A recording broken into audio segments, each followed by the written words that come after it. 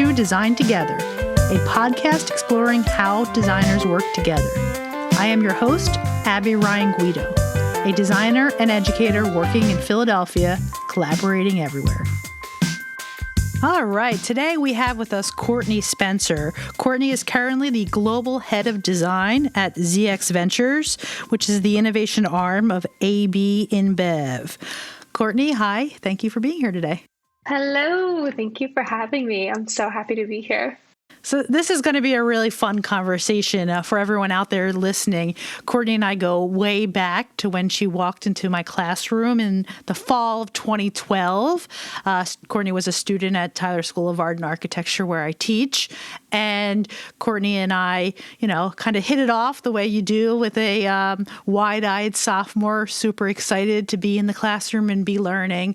And we went on to have Courtney be an intern at my company. Courtney was also a freelance designer for us, and she worked with us for a few years. And so you're the first person on the show who I've actually collaborated with myself as a designer. So I'm really excited to talk to you today. Oh, this will be good then. I can tell all of your secrets. No, not everything. So I was thinking about how we're going to start talking today. And I love to lead by example. And I think it's very important that we can put ourselves out there and say, you know what, I was wrong. And so I'm going to start this by telling you I was wrong about something. So if you think back to your senior year in your thesis project, I think it was, Courtney, you actually teamed up with a classmate. And I can remember thinking, did I not teach Courtney anything? Why is she spending her last semester while she's building her portfolio, doing it with someone else? This is her work. And I'm saying this now because I was so wrong, because now that's something that I strongly encourage all of my students to do. And so you were, a leader in that when you did it. And I wanted to kind of go back there, if you can, for a moment. Besides the fact that you were working with one of your very good friends, and that's exciting, what else led you to that decision as a student to kind of break the norm and ask about doing a project as a collaboration? Oh, that's so interesting. Yeah, that's a very good memory. So at the time, it was Jess Aldrin. Shout out to Jess. Her and I worked really well together. She was very conceptually strong and I was very technically strong. And we just got together very, very well. So we both knew that we wanted to have careers in retail and fashion.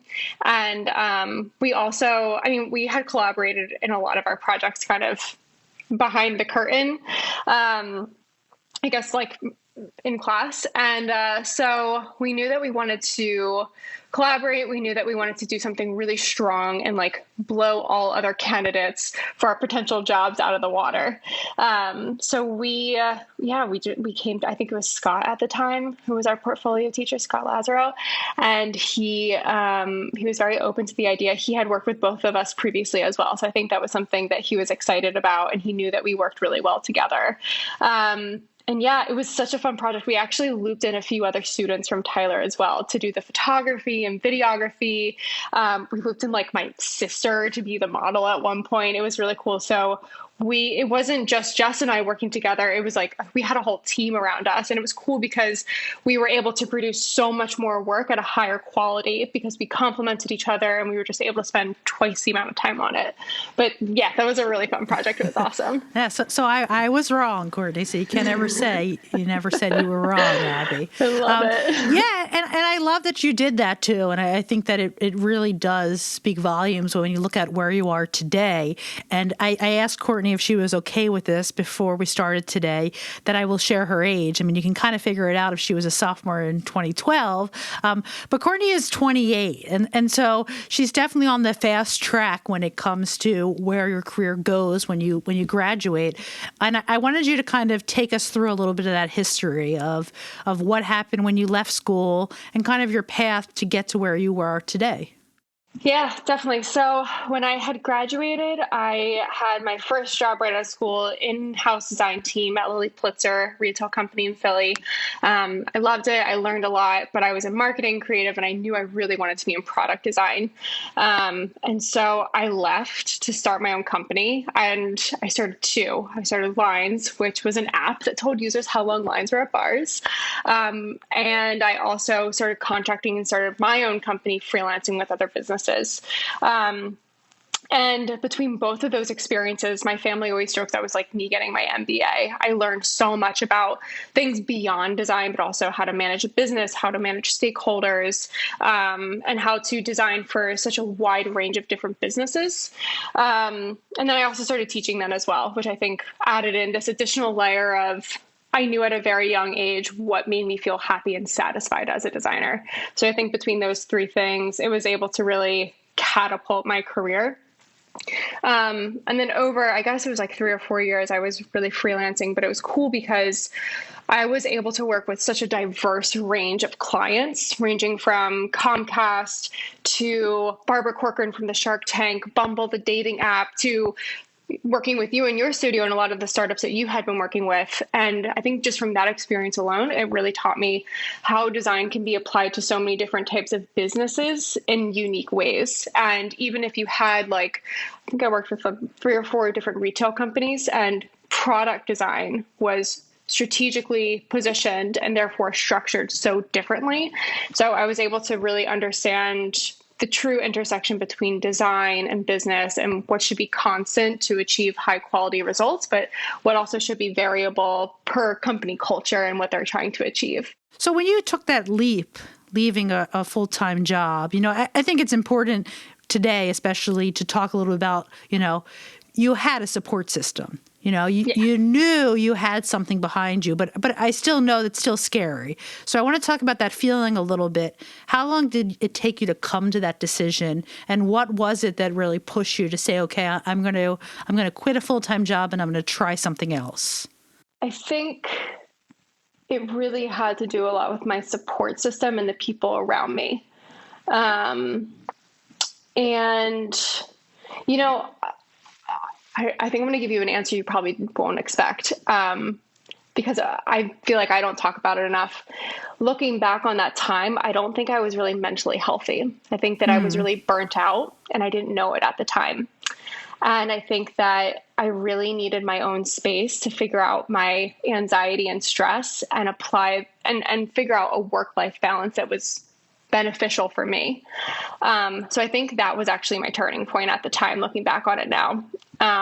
Did you find it though? Because the things you were taking on, trying to get this app off the ground and also running your freelance business and also starting to teach as an adjunct, that's a lot to do at once compared to one full-time job.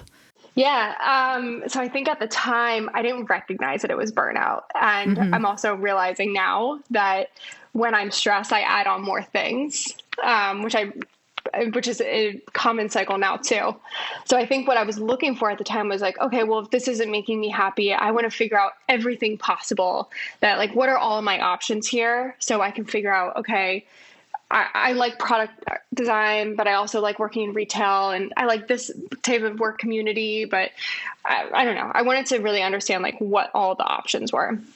So I think at the time, like logically, I just wanted to figure out like where I could work and what would make me happy. But yeah, I think looking back on it, I think I would have told myself to chill out a little bit.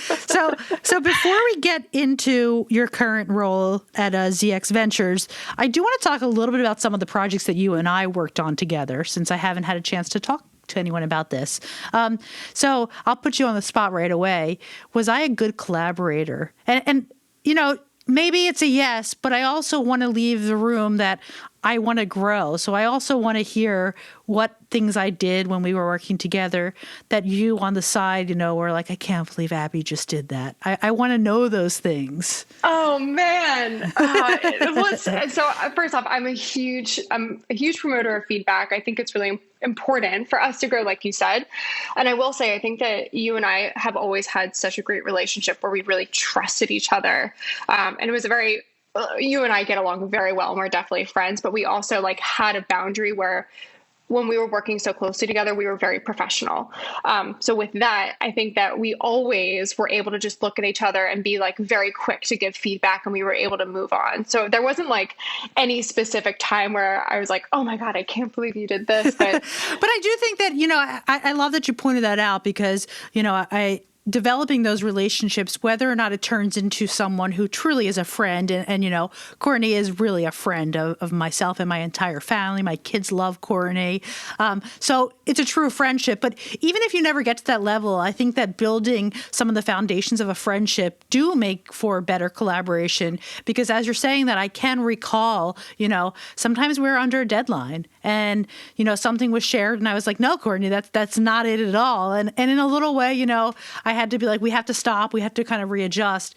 But you were always open to that too. And it never seemed like it was in a personal attack. It was, you were never defensive. And I think it's easy to fall into that. And from my side, it's easy to forget that we are human. And while we might have to stop and rush and figure something else out, that can be delivered in a way that doesn't get to someone emotionally. But I think it goes back and forth to us both. Yeah. Yeah. And I think that even going back to like, it's like something as little as like our tones of voices, like based on our tones of voices, that's even like a boundary. Like when we're chatting, when we're having our conversation, it's more emotional, but like you and I can definitely snap into work mode very quickly and very easily. And that's when we know it's like, it's not emotional. It's very logical. And we have to do these things to make money. Yes. Yeah. I think I remember we were trying to hit a deadline for something. I think this is the only time the only juicy story that I had that I ever felt like, oh my God, like this is so real. I think we were in your kitchen and we were trying to hit a deadline and like I had like plans to leave or something. And you were just like, no, this is going to take another 2 hours. We have to get this done. And I just remember thinking like, oh my God, like this is real. We have to get this done. Did you stay? No, yeah, of course. She was like sitting right next to me, making sure I got it done. And it was something so tedious. And I am notorious for like not paying attention to detail. And it was something so detailed and fine tuned. I think I was like checking copy or like checking, like making sure things were capitalized or something.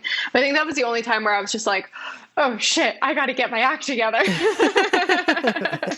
No, but otherwise, I think we did, do well. And I definitely miss having you around the studio and being able to call on you. But I am really proud of you. And that's the fun part. And you know that from teaching. It's so fun to see your students move on and do great things. And so that takes you to where you are now.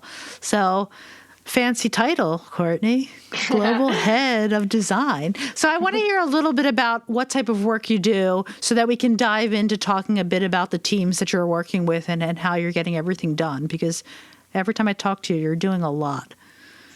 So many different things.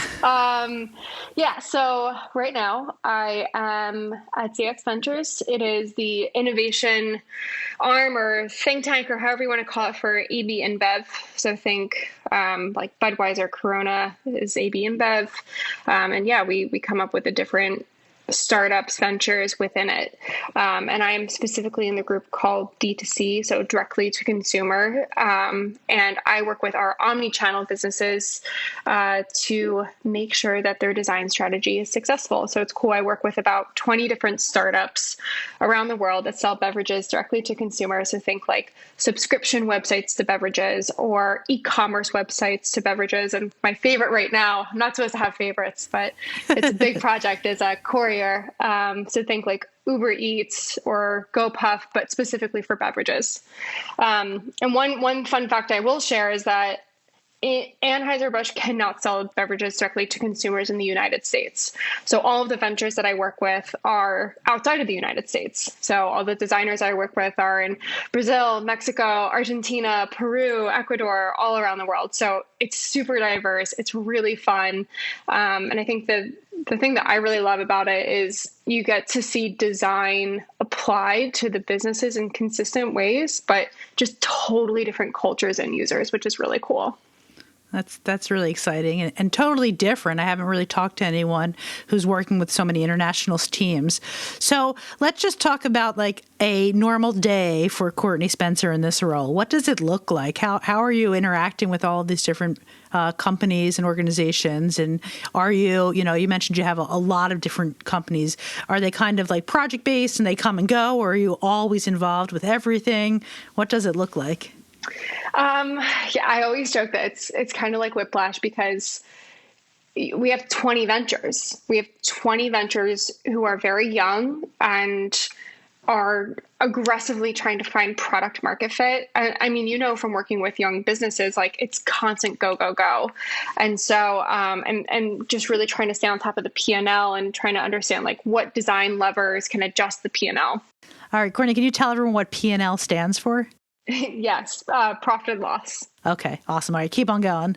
I will never forget, like one day I woke up and we had hired a designer, and then another company came to me and decided that they were going to rebrand. And then another company came to me and decided that they were going to launch their new website. I think this was like one of the first weeks I came back from Christmas break in January. And I was like, whoa, whoa, whoa, whoa, whoa. Like all this is happening one day. And it's just a lot of information like that. So, it's cool because there are so many things going on. And to also answer your question, our team is really lean. And so I try to stay on top of like the design piece of the businesses and how the businesses are performing to make sure they're being supported in the right way. But yeah, it's just me. I have a really, really awesome designer named Devin Till, who's been working with us for a few months now. And she's like my right-hand man. She's also been helping with a lot of design support specifically. So I'll come in and just make sure the designers have what they need to be successful. But if we ever need to just roll up our sleeves and design for the businesses, which happens a lot, Devin is there to really own everything. So some of the teams, some of these business ventures have their own designers on staff while some of them don't. Is that correct? Yes, correct. So like a pre-seed venture that's very new, like just trying to get their product out for the first time and see if the market wants an idea like this, they usually don't have a designer. They usually will hire a contractor, or my team will design for them directly, whether it's on branding or product design or marketing creative. And then we have older businesses. One of our most mature businesses is Zed Delivery. It's a beverage courier business in Sao Paulo, Brazil. They have a ton of designers. They have a really well-established product design team, brand design team, and yeah, really strong product design manager too. He's actually our only design manager in the business, and he's just like really, really carving out a space for himself and leading the way for product design in our venture. Would you talk a little bit about that? Talk about the project you just mentioned, the team. Is it Zed, did you say? Zed Delivery. I'll send it to you. Tell me a little bit about who's who is on that team and how that works and how your group works with them. Yeah. So because their business is so well established, we're actually pretty hands off with them now. And that's kind of our strategy is for the earlier stage businesses, we're really hands-on with them and make sure they have what they need to be successful from a design standpoint. But when it comes to like our older businesses who are more mature and have their own teams, we're kind of more hands-off. And we do have like board members to support them. And we'll give them access to like resources or anything like that they might need. But they're a really strong team. And I think they've been around for like 3 or 4 years. And it's cool. The design manager who I mentioned was their first designer. And he started off doing like banners for the homepage and then started really looking into the user experience and really became a product manager and really started owning that space. And now he's grown out the team. I want to say there's 20 designers on the team. I'm not totally confident at this point, though. They're growing so fast. Wow. So, and where are they located? In Sao Paulo, Brazil. Okay. So let's talk about communication, like literal communication. So as far as I know, Courtney, I'm pretty sure that English is the only language you're fluent in. Is that correct? Yes, that is correct. I'm right. On Duolingo every night trying to learn Spanish and Portuguese, and it is very hard. And I'm so grateful for all the designers that I work with who speak English. So I wanted to know, because I'm sure that not all of them do, how does language impact your ability to collaborate with all these different companies, and what is your approach when it comes to that? It's super important. From a team perspective, we've been able to get by, and the other hard part too is we're virtual. So previously, we were traveling a lot, and we were able to meet people in person and really build connections and gain trust. And it's a lot harder. We've hired a lot of people on our team, and I've only met one or two people in person. So we're having to build these relationships virtually, which is, it just takes a lot of time to make sure that you're really putting in the time to build solid relationships. I will say that Google Translate is my best friend, and I know it's a lot of other people's best friends. I've seen a few people pull out their phones on presentations to use Google Translate like on the screen, which is actually pretty funny, and it's been really helpful. But the other thing I will say on my half too, it's also been really helpful for me to understand ways to improve. I'm interviewing a lot of designers right now, and I start off by saying that my Spanish is really poor, and I apologize. And when I get really excited, I tend to talk really fast. So just call me out whenever I'm talking really fast. So it's been helping me understand just how to be better at communicating. Yeah, I think that I have that problem as well. Speeding up as I get excited about anything. But like so many other things, I think putting it out there and telling everyone up front, it kind of, I don't want to say lowers the expectations, but it does kind of help put everyone at ease that, you're self-aware of this. Totally. Yeah. Awesome. So let's talk a little bit about your team that you're working with in the States day to day. Like, who are you involved with at the company, and who kind of is part of the decision making and the conversations around the design and branding of all of these other new ventures? Oh, yeah. So I directly report to the VP of product. His name is Lod. He's extremely smart, really, really great person to work with. And then I also work with a team of product managers. So on our global team, we also have product managers who basically do the same thing what I do, but for product management. Which is really fun. Like I said, I've only met one or two of those folks in person. Are they all located in the location of where the startup is? The global team, yes, is in New York. But to answer that question specifically about who approves like the branding and everything, we really lead with autonomy. So yes, you have like these global figures and stakeholders, but each business has their own like founder or business leader CEO. So those are really the people who are saying, okay, like my business is at a point in which that we need to rebrand. This is how we're going to approach it. So they're the person who is either like leading the project or really making those final calls.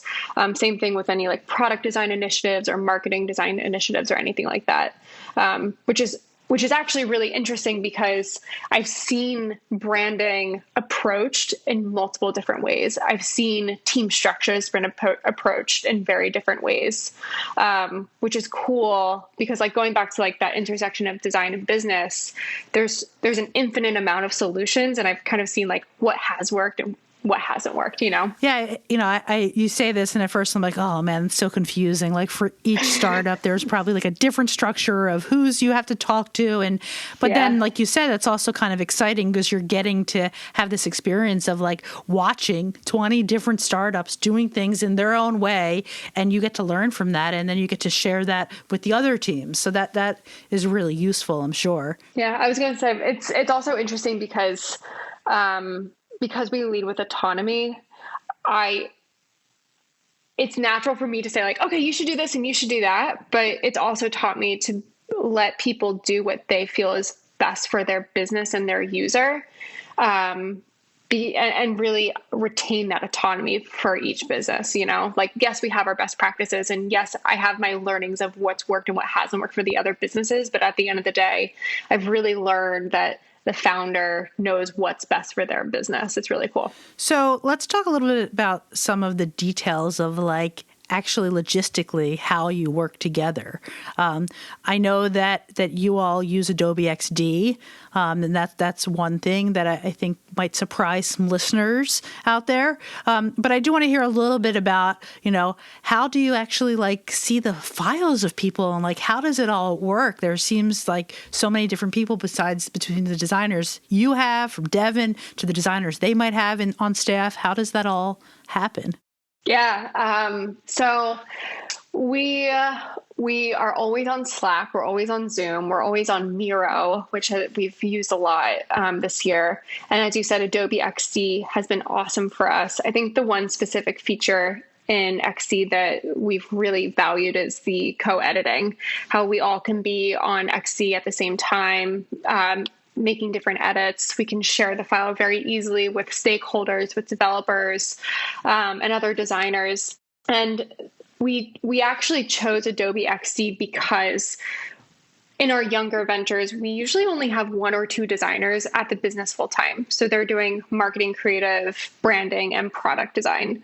And Adobe XD allows us to access this same Creative Cloud that manages our assets to make sure that everything is consistent. So we know that when our colors, our typography, our photography, our logos are consistent across all customer touch points, it's better for the business.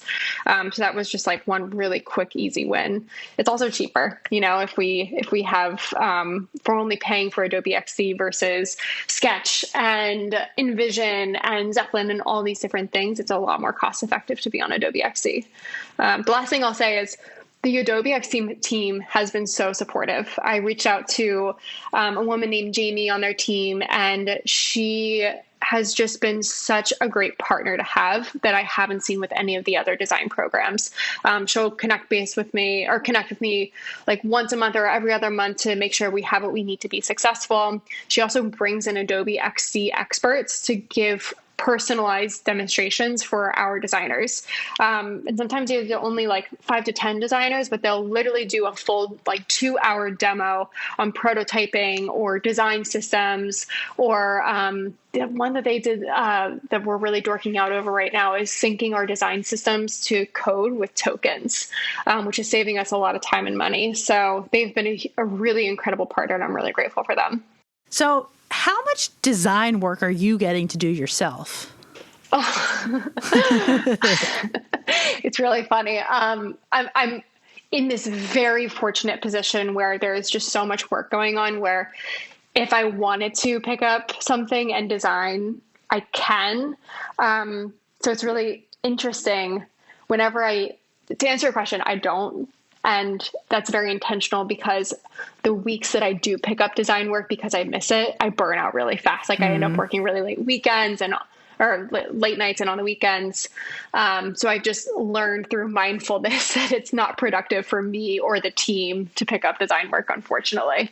So I won't say do you miss it, but I do want to talk a little bit more about that, because I think other, younger listeners out there might hear like, wow, like listen to Courtney's story. Like she's 28 and look at that title she has and all that responsibility she has. But then on the flip side, you've kind of moved past that part of your career where you are kind of in, sitting at my kitchen table for 2 more hours and canceling your dinner plans because something has to get out. There's other emergencies, but they're different. But, did you see this happening? Did you want this? Are you do you just take this as part of just the next step in your career and that's okay? Like, how do you kind of come to terms with the idea that you've moved past that designer role? Oh, I haven't thought of it like that. It wasn't like a specific goal on my list, like get to this point in my career where I don't have to design anymore. I think it's just because we're in such a fast-paced environment, and the leadership team has really gained an understanding for design and values it, that I've kind of been put in this position, and I have come to really love it.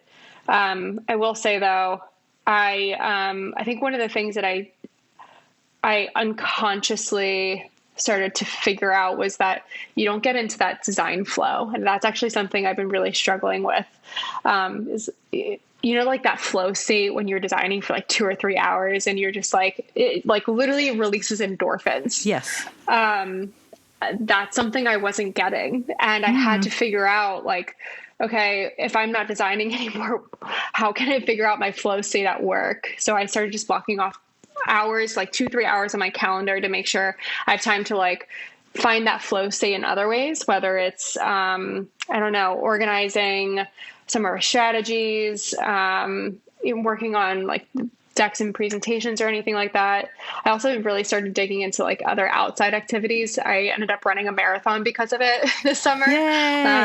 So that was really cool and something I definitely wouldn't have done if I was still designing. So being a young person who is also a woman, I want to talk a little about maybe any experiences you've had kind of walking in the room or getting on the Zoom and someone sees this young person up on the screen who is suddenly in charge. How do you work through that, being someone who's collaborating with so many people? And maybe it's not an issue. Maybe I'm just making it all up. But I assume you've encountered that sometimes in your career. I have learned to use that to my advantage because I'm most of the time different than everybody else in the room. And it's interesting. People are actually usually excited to hear a different perspective, which is always very valuable. I think I have learned how to use that as an advantage. But the other thing too is also like, because I'm in a more business setting now, I'm also usually the only designer in the room. So I've also learned to use that as an advantage to be the spokesperson for the user. I will say though, I have been extremely fortunate to be working with a career coach. I was nominated for a program called, it was for Better Up. Better Up is the company that the coach is through. Her name is Janet and she's incredible. But that's something I definitely work with her on, is like understanding like how to position myself for certain conversations. And one thing that I've always had to really work on is communication and really curating my communication based on other different personalities. I am very like outgoing and a little bit more bubblier than some other people in the room. So how do I curate my communication to make sure that I'm being effective and I'm heard by other people who maybe are a little bit more direct or just think in a different way? So that's actually something that we've been working on a lot. I think just like one very small tactical thing is, like I said earlier, just talking slower and making sure that I'm listening to other people too. I think that's something I've also had to work on a lot. So yeah, I've been sharing, everyone keeps asking me, just so everyone knows out there, I have a sabbatical from teaching this semester, and how is it? And I've been telling people that I'm feeling both productive and relaxed, which are two things, that I've never really felt together. But one of the big takeaways, what just made me think about it from just doing this podcast, because I have been able to dedicate more time to these episodes, is that I'm a talker. And I love telling stories about things and relating what someone is saying back to my own life. It's how I connect. But I've learned that this podcast isn't about me. It's about all the amazing folks that I'm bringing on to share their stories. And it's forcing me to sit back and listen. And I'm seeing now how that's carrying over to times where I'm not recording, that I'm so much more aware that, I might not have the solution. I mean, I usually do, but no,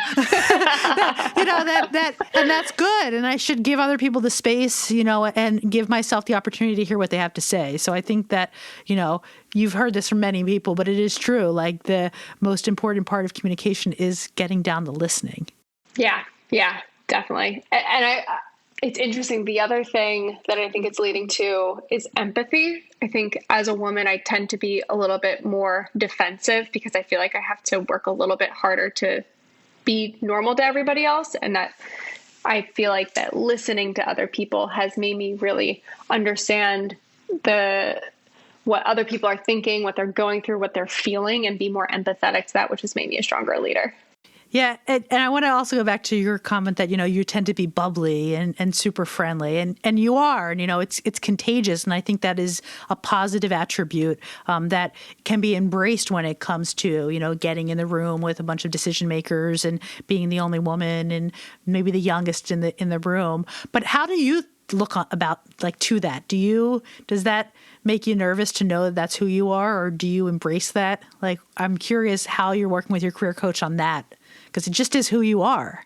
I used to be really insecure about it, and actually teaching taught me to not be insecure about it and to be more confident.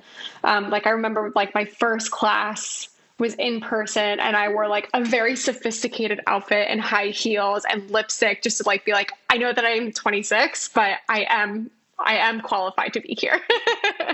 And I think very much in the beginning of my career, like whenever I would meet somebody, like I feel like I would have to get out in front of like, okay, like this is who I am. These are who my clients are. Like, I promise you I'm qualified to be here. But I think because I've done that so much, I don't feel like I have to really explain who I am. I also will say I have really incredible allies who get me in the room. I think that's also something I wouldn't be in the room without them. And it's a lot of the time it's men who advocate for me when I'm not there and make sure that I'm included in conversations that I should be. But yeah, I think to answer your question, I flaunt it and I recognize it's something that's different and it provides value to the conversation.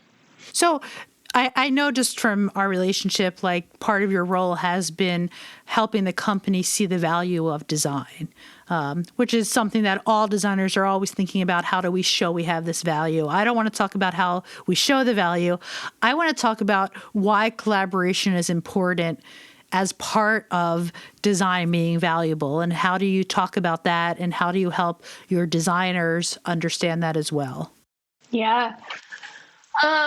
Well, the first thing that actually comes to mind is there are two things that come to mind. One, we just recently started product design coffee chats on Fridays, where we have all the designers come and just come on a Zoom call and say hi and share what you're having for lunch. We usually have one designer share a case study, and that has been really helping us and just share tools that other designers didn't even know exist. For example, we just did a demo on Google Optimize to do A/B testing with, and there were a few people in the room who were just totally dorking out over it and really appreciated that collaboration.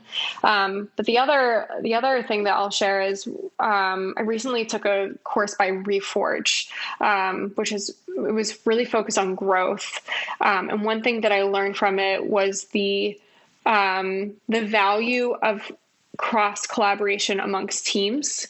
So collaborating with not just design, but also product managers, marketing, data, development, and the value of having conversations across all those teams, even if it's just once a week to identify like, hey, like our net promoter score, our NPS isn't doing well. Let's talk about what some potential hypotheses as to why that's happening and what we can do to improve it. Okay, we have our hypothesis. Let's go A/B test, and using that that culture to really have a good pulse on the user and pulse on the business to make sure everybody's work is being prioritized correctly is just so valuable.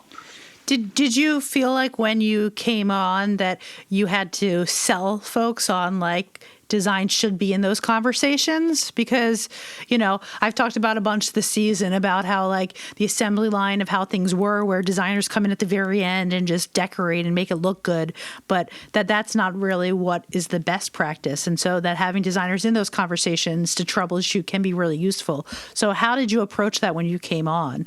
When I first came on, what I first did was I just talked to all the designers in the business to understand what their process was and how they currently work with the vendors.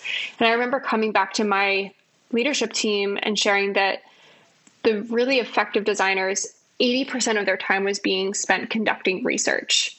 And that was like the one biggest differentiating factor between a successful designer and a designer who their work wasn't having as much of an impact on the business. So I think that was like one particular moment that like really stood out to me. Like, well, let's pause too for those kind of, maybe not totally understanding what you mean by research with design, because I think that when you are involved in research, and what I've read from that is that you're probably having conversations with the product team much earlier as part of that research, that the research isn't just a designer on their own Googling something, but it's being part of the testing and being part of the conversation about the user and all that. Is that correct? Mm-hmm. Yes. Okay. Yeah. Yeah. So that helps separate them. Is there anything else? Were there any examples already internally of, oh, this model is working, let's try that with some other startups? Yeah. Oh, yeah, definitely. I think that's one thing that we're learning a lot from a user experience perspective, like what user experiences are working, how do we apply them to multiple businesses, but also curate it based on the culture. Um, Those conversations must be so exciting to be in, to start talking about, because you mentioned a lot of I think there's a lot of South American companies, that, being someone here, I might say, oh, South America, all of the, users throughout South America are all the same. But I'm sure that's not true, because I can tell you that, my users in Pennsylvania are different than my users in Texas. So, how do you have those conversations, and how do you look at different user research that you may have from one startup, but then a different starter, can they use it, or is it just all thrown out because they're in, a different area? I think what we're starting to find out is that we can accelerate our learnings faster based on what tests were really influential. So when you have someone new like Devin start up, right? A big part of being in a leadership role is mentoring those underneath of you. So I want to talk a little bit about how do you look at that with younger designers when it comes to collaboration, and what type of, skills are you helping them discover and helping them learn so that they can be the best they can be? I think being honest and transparent is always really important. I also like to get out in front and share with my designers, like when I'm critiquing work, there's a difference between liking things and communicating if something is successful or not. So that's something that I always try to stay on top of. I think that another really important piece is giving designers opportunities to be challenged, whether it's a project that they've never worked on before, or asking them to present something in front of stakeholders if they don't have a lot of experience doing that, and then having an open conversation after, like, how did you feel? Like talk to me about an opportunity that you think you could improve on for next time, and just constantly having that dialogue is really important. But it's cool. Like, we're very fortunate that we're in a design community where there's so many designers too. So there's a lot of people that you can always talk to and pull information from and just get feedback from. What advice do you give to young designers who hear this and want to take, the road you took and jump through some of the hoops early so they can get up in these leadership positions? What kind of words of advice would you give someone just graduating? Dream big, dream really, really big. And if you look at your goals right now, think about how you can times them by 10. And I think another good piece of advice that a mentor always gave me was follow what you want to do. Do what you're really passionate about. Because at the end of the day, designers are really needed, and there's always going to be a need for a designer. And as long as you are doing what you're passionate about, you're going to feel fulfilled at the end of the day.